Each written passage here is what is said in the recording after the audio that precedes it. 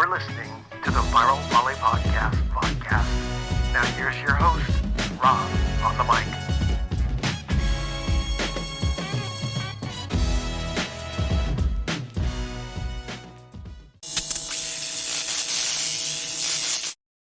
Hey everyone, I'm Rob Escrow of the Viral Volley Podcast, and there's yet another exciting week in Division 1-2 Men's Collegiate Volleyball. I've got Dan Friend of Lewis, Jay Hosick of George Mason, Dave Hunt of Pepperdine, and representing the Big West after an absent Big West member last week, got Rick McLaughlin of the UCSB Gauchos.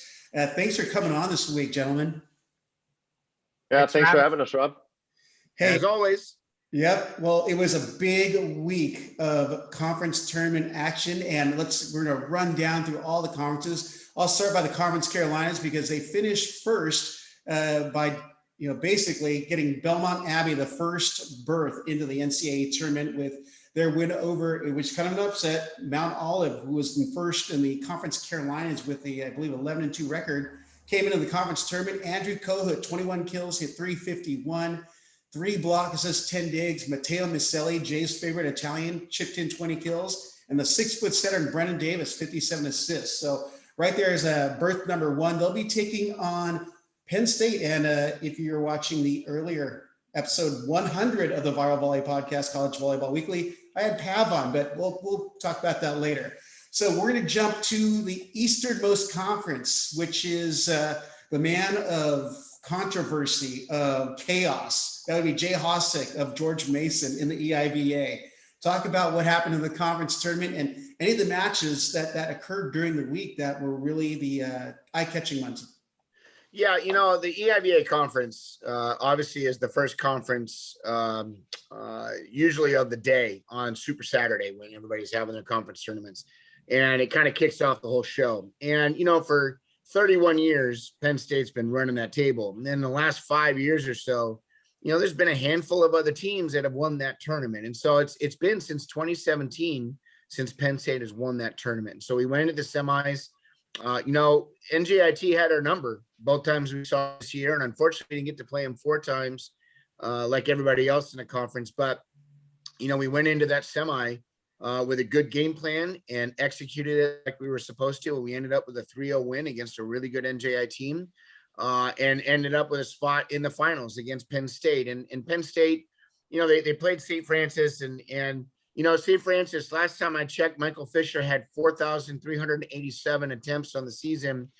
He is now sponsored by Ben Gay for sure for life and is going to ride off into the sunset with a sore shoulder. But St. Francis gave them all they got. They just didn't have enough in the tank. And so it was us against Penn State in the finals.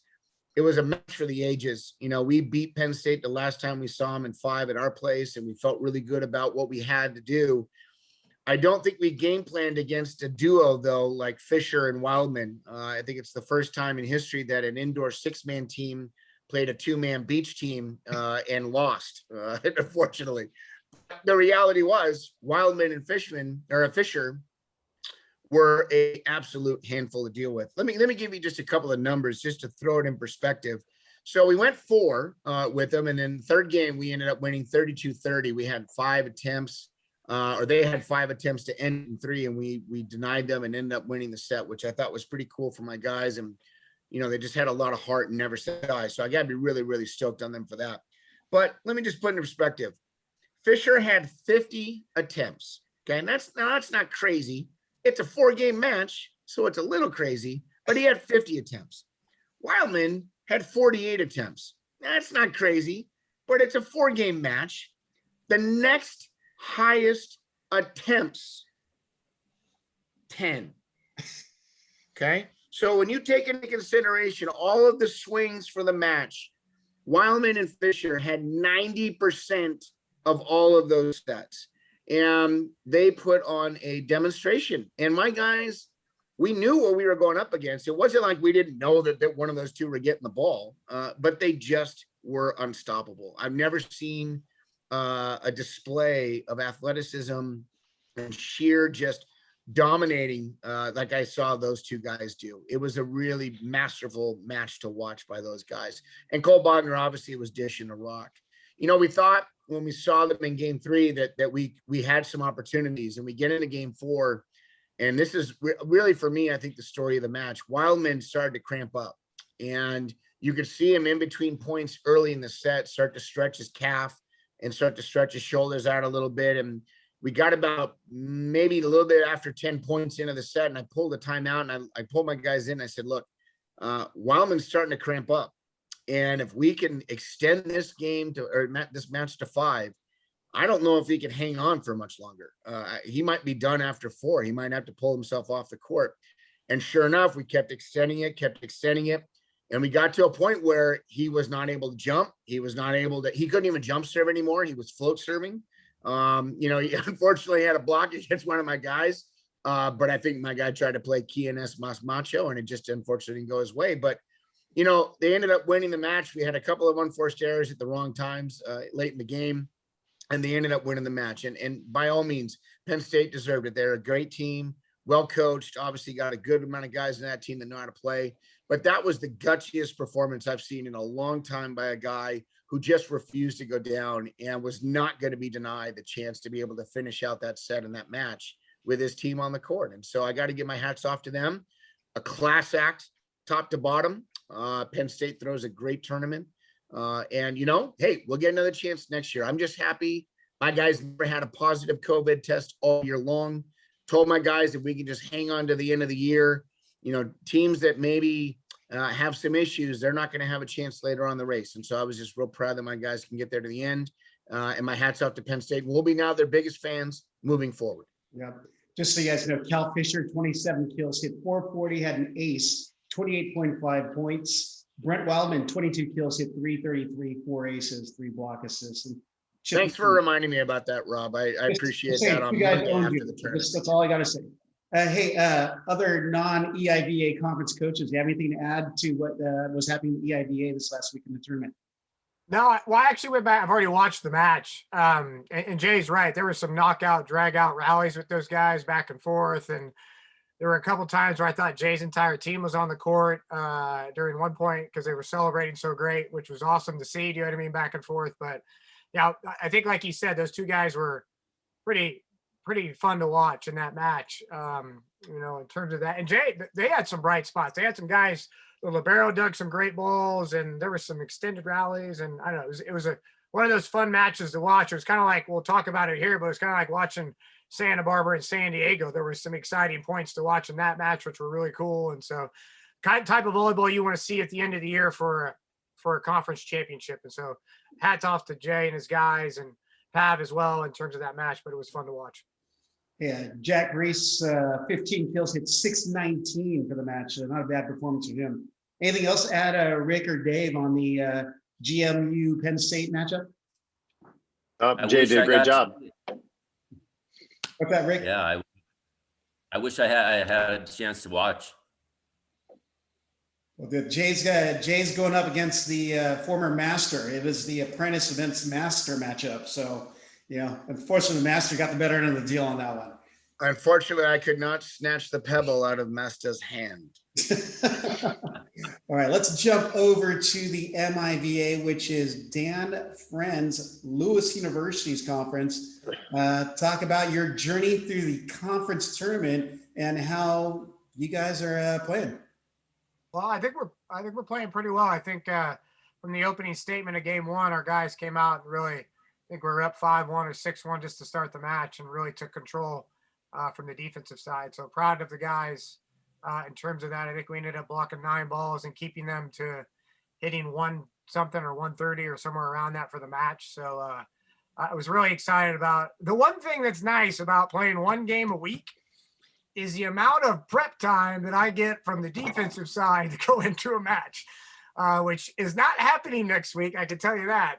But I think our guys, and being older, they were really to take that information and use it pretty well. And I was really excited about how they applied that just from the beginning and all the way to the end. But shout out to TJ Murray, 9 kills, hit 750 or something like that. But yeah, Csun was MVP and rightfully so. Again, hit 350, led us in kills and in terms of that stuff. And he's just had a pretty impressive run this year for us. And but yeah, proud of the guys and proud of how we went. Certainly Loyola's got some young talent on the pins, and Cole Schaffhauer and Zolig's going to run a great show for them. And I think those guys are a talented group, and they return everybody next year. So they're going to be really good in that sense from that standpoint. So yeah. All right. Other coaches, anything to add on the MIVA conference tournament? Yeah. Talk about a hot knife through butter. That was a display, at least the score standing wise. That was quite a display by Dan and his boys. Playing at the Lewis gym, and with all due respect, in comparison to others, it's a shoebox of a gym. But man, what a great atmosphere on the inside, great energy. The fans are really there on top of you. It's loud, and people come in there, and if you're not paying attention and you start to look around and go, man, this place is tiny. And all of a sudden they're hammering you, and Coonan's having a night, and next thing you know, TJ Murray's having his night.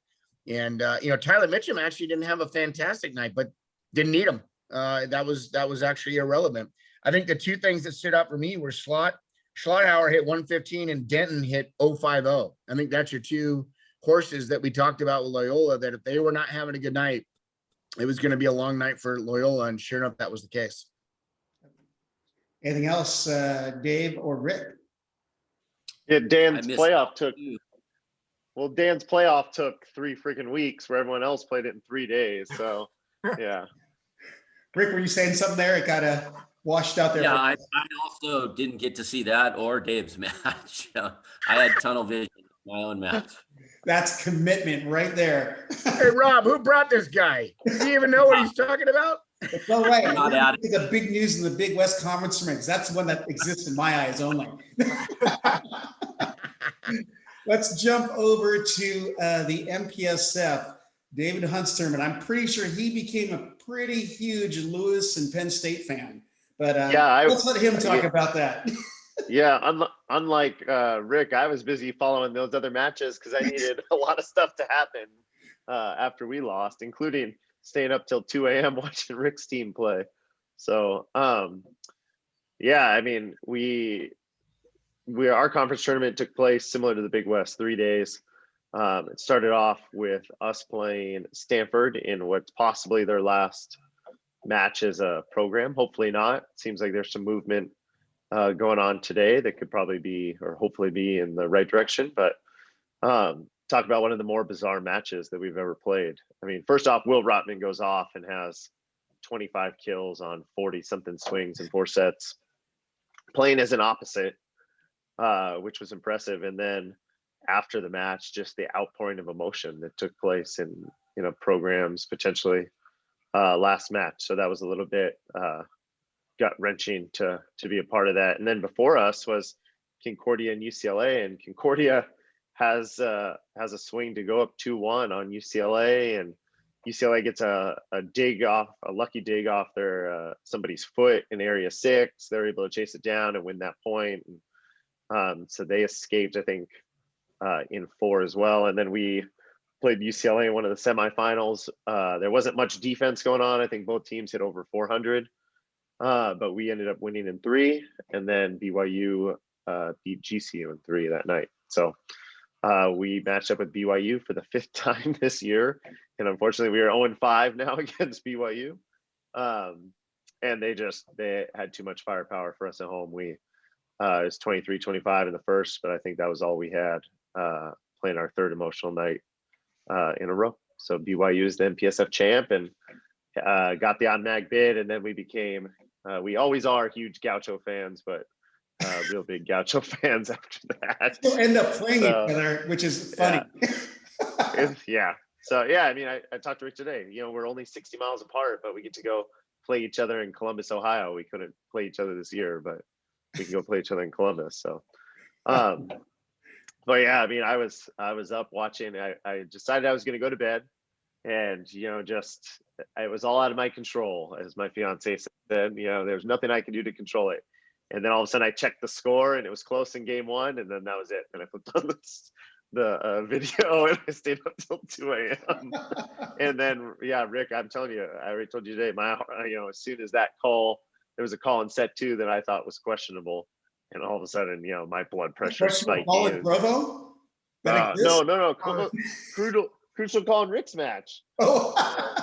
Yeah, my blood pressure shot up. How is that 4 touches? That's not 4. I'm yelling at our assistant. That's not 4 touches. What are you talking about? So, and yeah. So, but it all worked out. We ended up, it worked out for us, and now we get to play Rick's team in Columbus, which is going to be fun. All right, non-MPSF coaches, any thoughts on the action in the MPSF? It's the one I didn't get to watch. I didn't get to watch that match. I got to watch the semifinals a little bit, but I might go back and watch it on Volleymetrics. I just want to see it. But it looked like BYU, just from a statistical standpoint, Felipe was hitting 800, and even Eschenberg was pretty darn good. And so on the stat piece, it certainly looks like there was an offensive juggernaut in BYU with a few of their pieces for sure. In terms of they cited out at 100% and hit 900 in game 2. Yeah, that would have been cool if it wasn't against the Waves. I'll tell you that much. But unfortunately, we were on the other side. Dave, I thought your team day was like all about block and pass and defense. What happened there? Yeah, we didn't stop much of anybody in Provo, but listen, every team has, a match like that or a game like that, and everyone's seen it on both sides of the net. I think what stands out to me is that, Pepperdine's not exactly the biggest team in the gym. They're playing against guys that are trees. They got a couple trees of their own, don't get me wrong, but they've got that's BYU.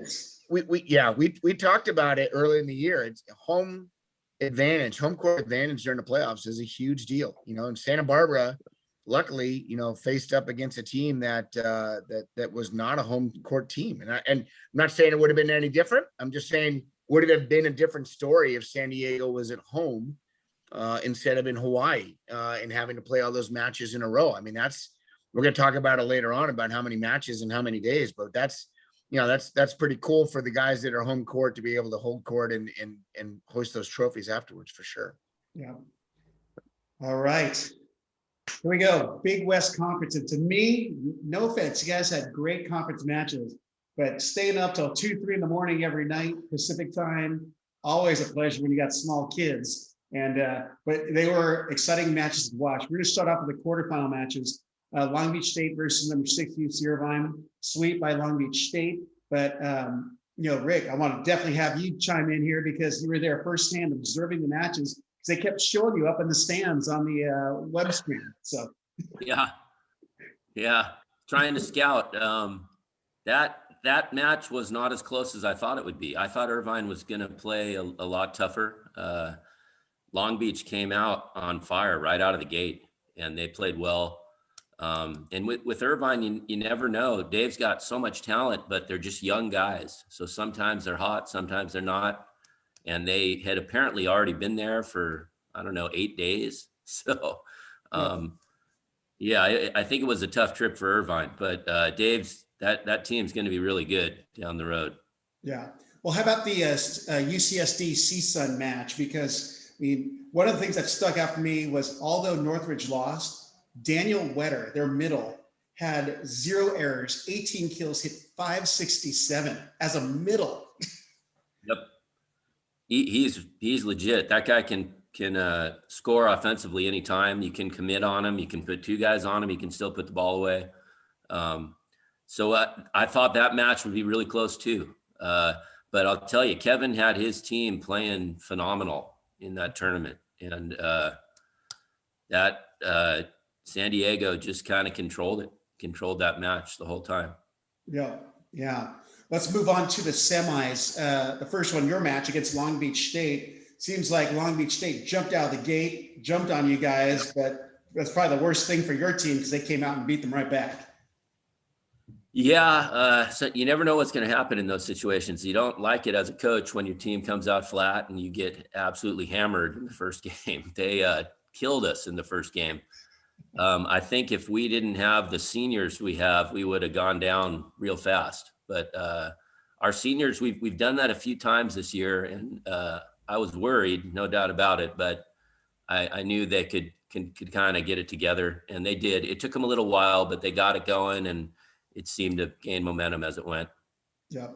Well, for Long Beach State, bright spot is Spencer Olivier really came out and really shone this weekend because he had double-digit kills. I think he really over 20 or 18 kills on both nights, hitting well over 400. So bright future for the outside from Long Beach State.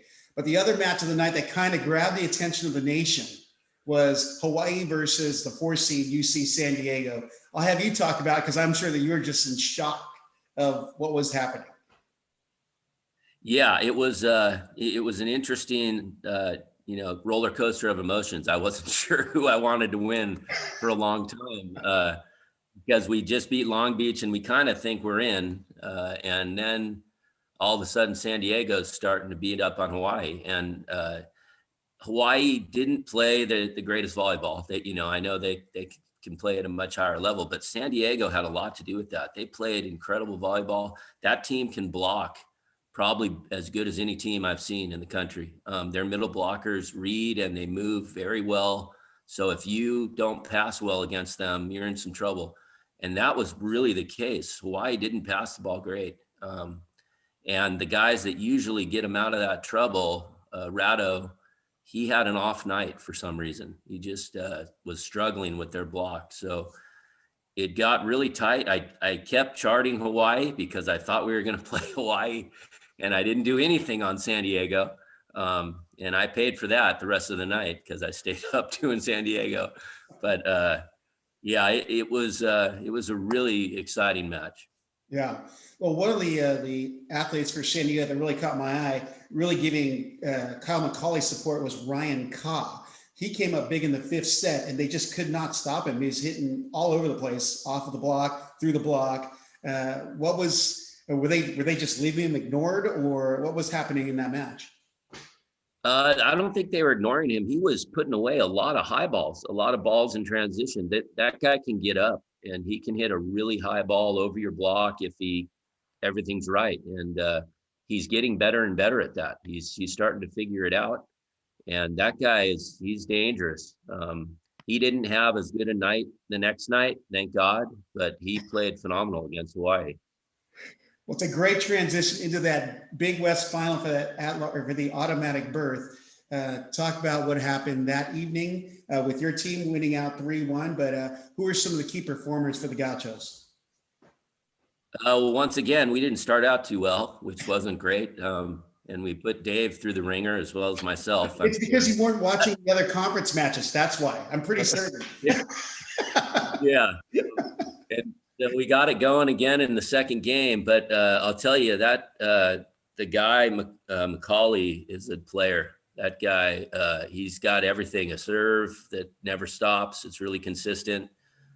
He can hit from anywhere. He can put away Bix with 3 people up. The guy's a handful when he's playing well, and he played well that entire tournament like I hadn't seen him play during the year. I saw him play like that last year a lot, but during the year, he didn't play quite like he did in the tournament. He really rose to the occasion.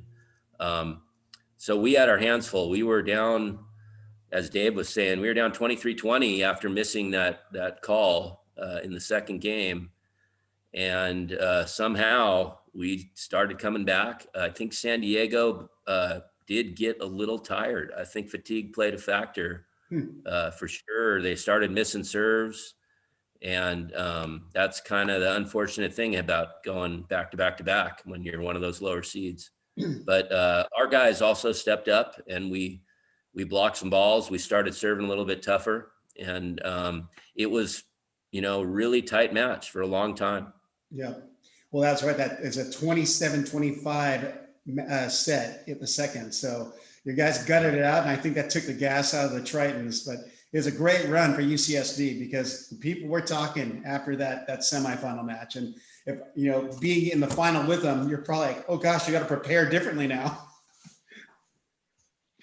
Yeah, San Diego is going to be a team to be reckoned with. They have the scholarship money now. They have a great coach who prepares, and they're going to be a handful for everyone. They're going to be right up there. Yeah. Well, let's go ahead and shift gears because Sunday was Selection Sunday for the NCAA men's volleyball tournament. And unfortunately, everyone on the screen except for myself and someone wearing green is not going to be in there. But I wanted to get your guys. Actually, no. Let's comment. Other coaches on the Big West tournament. I want to definitely get your guys' take. Anything to add before we go to the NCAA tournament? Every time I watch Ryan Call, I think about I didn't get him at Lewis because we recruited him, and so I just my side note in my head. You know what I mean? But I don't know. I think Santa Barbara's awesome to watch. We've had some great battles in the past, and Rick's got a great older group that's really talented in terms of that. And so, and I thought they gutted it out as seniors do and found a way to win when your back's against the wall. And I watched game 2. It was, 4 a.m. here or whatever it was, or 3 a.m., something like that. So, but it was a great game. And then I did fall asleep, Rick, in third after I kind of knew you were going to win it then. And so I thought it was okay. But and then hat off to Kevin Ring. I agree with Rick. Like, I watched Kyle throughout the year a lot, and I just thought he was like, man, where was the guy from last year? He's still talented. And you saw the bright lights with Kyle. Kyle was carrying a lot of weight and doing a lot of good things, and their middles are really talented. But when you started to watch the Big West tournament, Kyle McCauley found that level that we saw all year last year. We played them last year, and kid is super talented. But I think that was a catalyst to the push in terms of those two guys really being able to do a lot.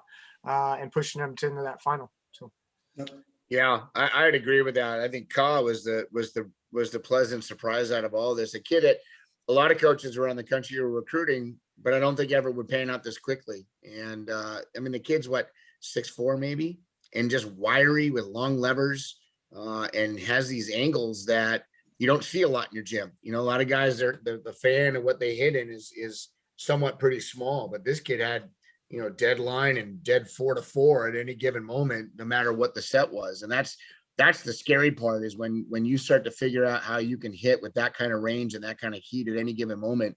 That's a testament to your footwork and a testament to the coaches that taught you how to do that. So hats off to San Diego. We all know Kevin pretty well, and that guy's been at the bottom of that conference, and not only the Big West, but of the MPSF for a long time.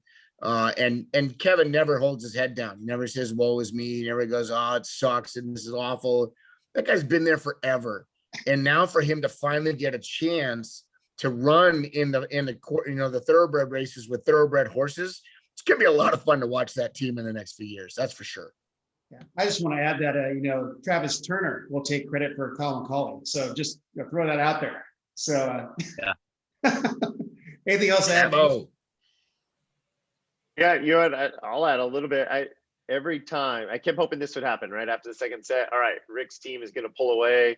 They'd get up by a few, and then here comes San Diego. And regardless of how tired those guys were, and maybe that's a testament to the culture and everything Kevin's doing. But and it wasn't that Rick's team gave them points. All of a sudden, they were diving in, popping one up, turning it, like you said, the outside hitter bangs one off the block. Their opposite, all of a sudden, just bombing the ball.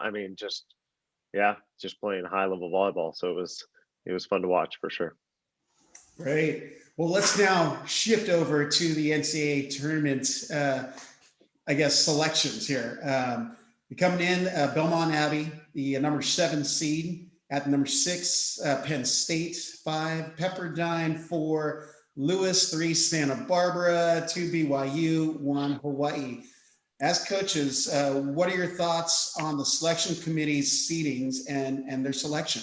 We'll start with you, Rick. I think we were 4 and Dan was 3. Okay. Dan usually corrects me, but I'm glad that you did this time. And I thought they did a good job with it. I didn't see any fault in it. I think Hawaii deserved it. They only lost once and were undefeated all the way up till that last match. I think BYU is a really good team. It's really hard to say who's better between those two. But I think they got it right. I think Dan deserves the 3 seed, and then us 4 and the at-larges and so forth. I thought they did a good job. I don't know how they figured it all out, but I think they did a good job. Right. Well, from what I understand, with limited data this year, and we talked about this with Pav earlier about the RPI was not exactly the most accurate. There's no cross-conference play. Then you had COVID cancellations. So, they're trying to operate on such a minimal data set. So, But with that, I wanted to see what you other coaches had to say. There, we'll go. Yeah. Dan. All right. Go ahead, Dan. Yeah, I think certainly Hawaii deserved to be one. BYU too. I think BYU's schedule is a little tougher than ours, so I don't know that I have much to argue with that. You know what I mean? In terms of that, I think teams like we are a couple losses were Ohio State and McKendree, and if McKendree beats Loyola and we play them in the final, does that help us? I don't know. Ohio State kind of losing at the end of the year, I don't know. So that didn't help us in terms of those losses. So I think the committee with us kind of put us where they thought we belonged the best, and then I think the hardest part was trying to figure out between UCLA and Pep. And I don't have a crystal ball, but I thought both teams were well deserving. And Dave got the nod because, maybe they put themselves in the final and beat UCLA there. And when you don't have a lot of data and you can only go by head to head at the end, it certainly makes sense in terms of that decision. And then, Belmont Abbey and Penn State being where they're at, I think, ultimately Penn State's got a pretty good resume, but again, at the same time, you try to look at strength of schedule and it's just tough to do in terms of that. So I thought they did a good job. And I think the good thing was you had a couple coaches in there trying to help direct some data points for them. And, I haven't had the privy of having those conversations. Those guys can't really talk about that. And when you look at from the outside in, and I'm like, I think they did a pretty good job of trying to figure it out with the data points that they had in terms of that. So just a compliment to that group. Lenny's running that group, and Dave, the AD from Hawaii is on there, and you got Ryan Boer and John Costi, and our commissioner, Tim O'Brien. And so, yeah, I thought they did a good job. Anyone else? I'll go, Jay. Yeah, I think the right teams are in the tournament.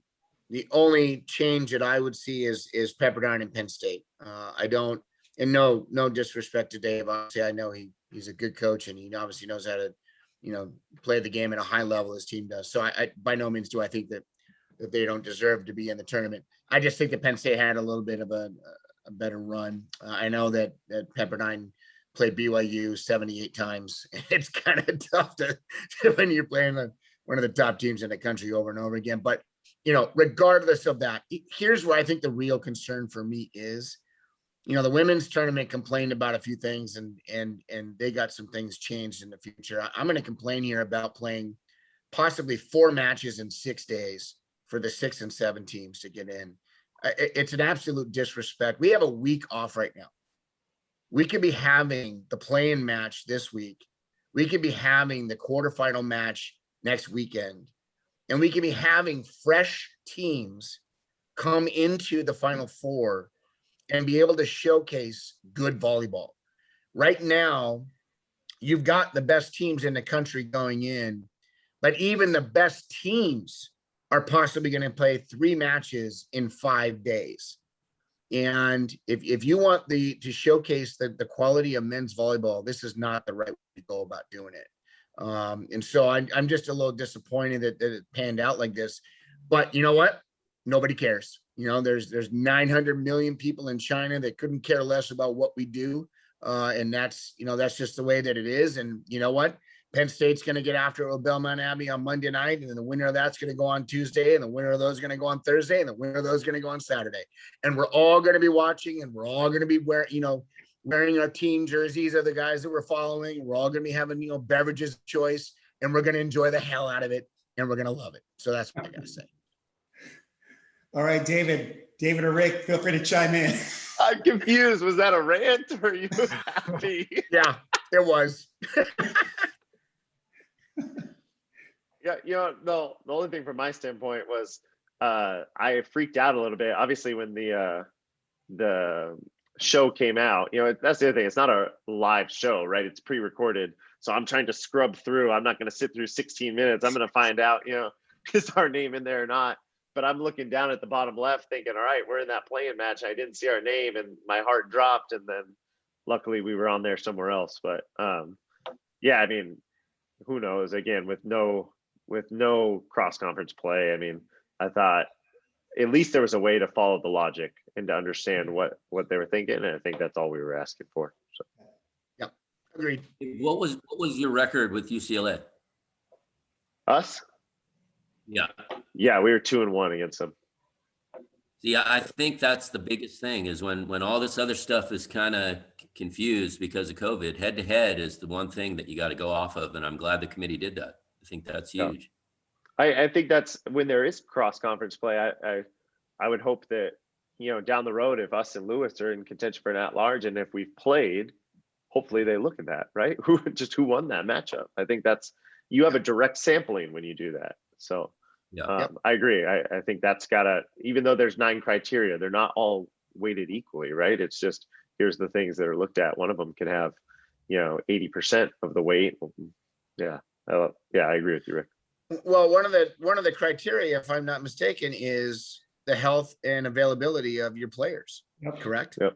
Yep. I'm not saying that UCLA would have gotten the nod over Pepperdine if the 5 players that were not eligible to play that last week were maybe not able to go next week. I don't know. I'm just asking. I'm just posing out there. Again, Dave's team is deserving to be there. So please don't take this as me saying, whoa, what's going on here? I'm just saying that's one of the criteria. And if he's right, if they're putting weight on some of those over others, luckily that one is probably one of the least amount that they're looking at, I would hope. Yeah. I do think. Yeah, Go ahead, Rick. the other thing that they are supposed to put weight on is your record against teams in the tournament. And I don't know how they would have done that when we could only play conference. Dave played BYU how many times? 5. Yeah. I had to play Hawaii 3 times just to get matches. So it was kind of thrown out of whack. I don't think they could use that. Yeah, that was a tough one. Yeah. I want to go back to Jay's comment, and I think he Jay's brings up some comment? valid points in playing 5 matches or whatever it is, or 3 matches in 5 days. And you've seen it the past couple of years where these Tuesday matches, we talked about Stanford back in 14, where they had to play the conference tournament, and then they came and they played Tuesday, Thursday, and certainly Loyola was talented, but they were just gassed by the time they got to Saturday in that match. And I don't know, that's maybe with the new conference, it forces them to make a move eventually, that if that they're getting an at-large, or we have to go to 8 teams and it has to separate this into 2 weekends. It's the one benefit outside of adding new volleyball, at least to the tournament, that maybe that can come from that in terms of making another spot available and making a little bit better play. Because I think that Jay brings that up. I think you're going to get to Saturday, and if a team just, whatever team Tuesday wins gets to Thursday and makes an upset, that team could end up just gassing out. So the quality and the product that's shown on ESPN, because that's the only one shown on ESPN, then goes down, unfortunately. And it's a byproduct of the tournament in terms of that. Yeah. Rick, I wanted to ask you this question because, last the COVID season, 2020, your Gaucho team was on an amazing roll. They were one of the hottest teams in the nation, and then COVID shut it down.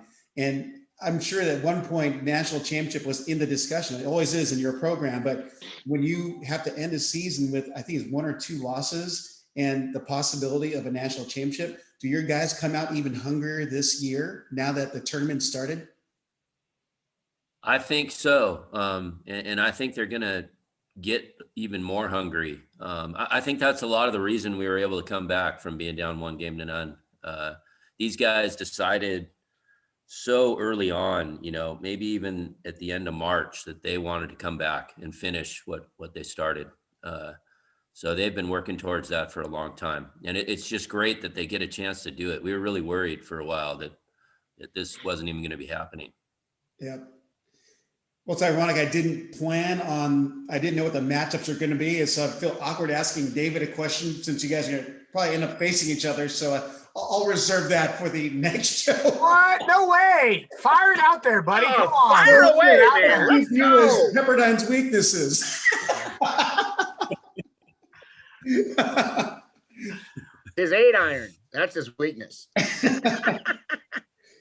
Well, we've got an exciting week coming up, and it's official. They're all going to be streamed. I believe the Penn State Belmont Abbey is going to be on Big Ten, hopefully free, like they did for one of the playoff matches. But the rest of it, it's going to be NCAA.com in the semis, and then ESPNU in the final.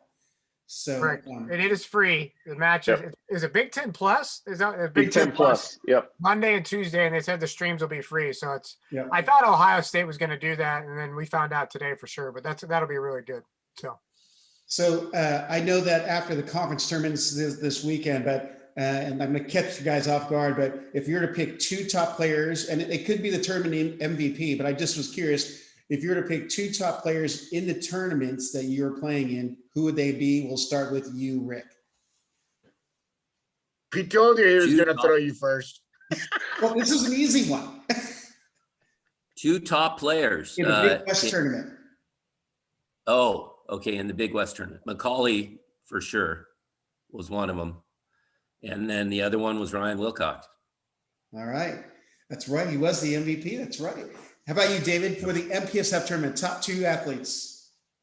Yeah, Gabby Garcia Fernandez, one of them. He didn't have a great match against us, but he served 8 aces, against Grand Canyon and 9 against us or something. I mean, he went on a run against Grand Canyon.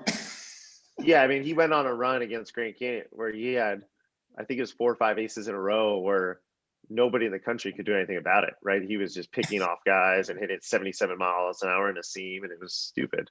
And then, Gardini would be the other guy.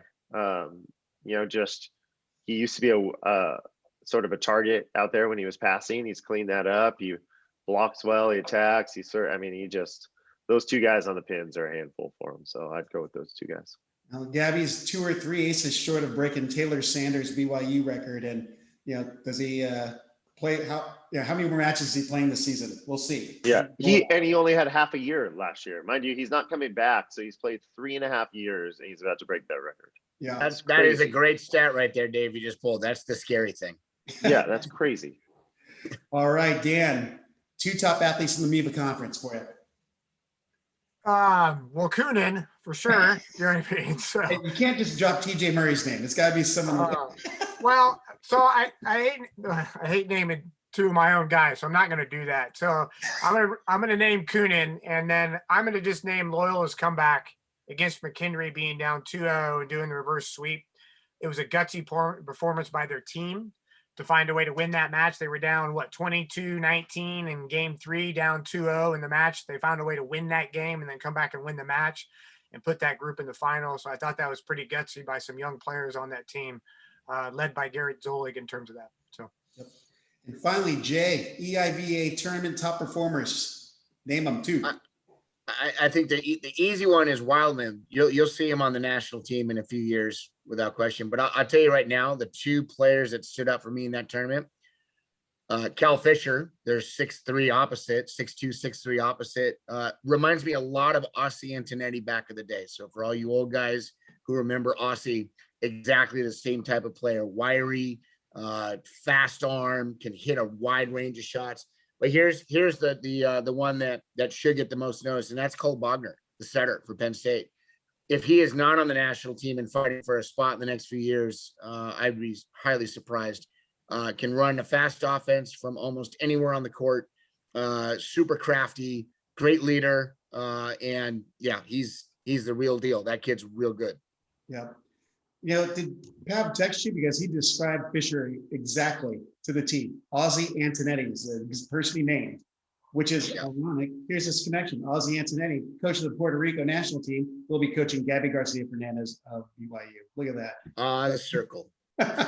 Circle of life. Hey, gentlemen, thank you for coming on to this special edition of College Volleyball Weekly on the Viral Volley Podcast. Be sure to follow these teams. There's only next week, the NCAA tournament starting Monday, May 3rd, and then all through the weekend. So those who are in, good luck.